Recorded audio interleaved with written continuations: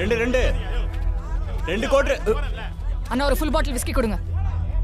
இங்க போடுறா பொம்பளை புள்ள சரக்கு வாங்க வந்திருக்கு. வந்தா உனக்கு என்ன?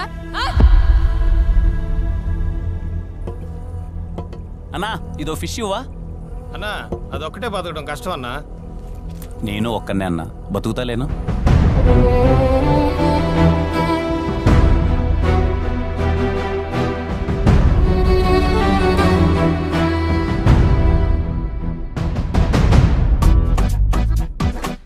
హైదరాబాద్ లో అంత పెద్ద ఇండస్ట్రీ ఉంచుకుని ఇక్కడికి ఎందుకు వచ్చావు? నా కథలన్నీ గుండెలు పిండేసే కథలు సార్. అవి తెలుగులో తట్టుకోవాలి. ఏం చదువుకున్నావు బాబు? జీవితాన్ని అంటే చదువు అబ్బలేదు అని చెప్తున్నాడు ఆంటీ. ఈవిడేంటన్నా తెల్లారే మొదలు పెట్టేసింది.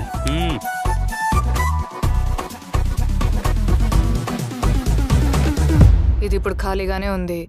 ఈజీగా వర్కౌట్ అవుతుందనే కదా. మీలో ఏదో కొంచెం మార్పు వస్తుందని. నువ్వెవరా నన్ను మార్చడానికి? అసలు నా గురించి నీ ఒపీనియన్ ఏంటి? స్టీవెన్ గారి దృష్టిలో మీరు ఎప్పుడు ఇది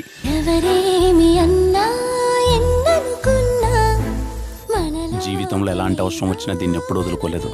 ఇది మీకు ఇస్తున్నానంటే ఆలోచించండి, మీరు నాకు ఎంత ఇంపార్టెంట్. ఆ క్షణం అనిపించిందండి మనమే చిరంజీవి కదా అని.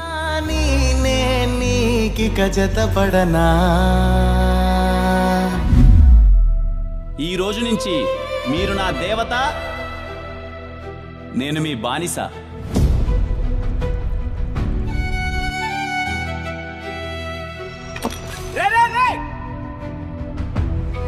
నా మనసులో స్టీవెన్ తప్ప ఇంకెవరూ లేరు. నాకెందుకు అబద్ధం చెప్పారు?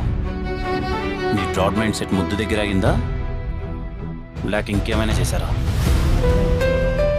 నా కళ్ళలో చూసి చెప్పండి.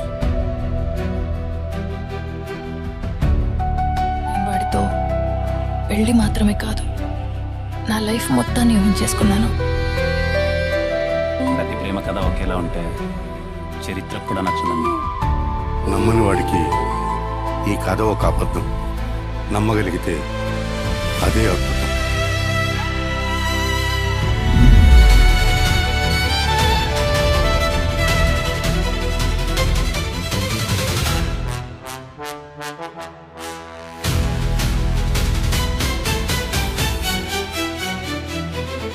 స్టీవెన్ అది ఊహించుకుంటుంటది, తల పట్టేసినట్టుంది. స్టీవెన్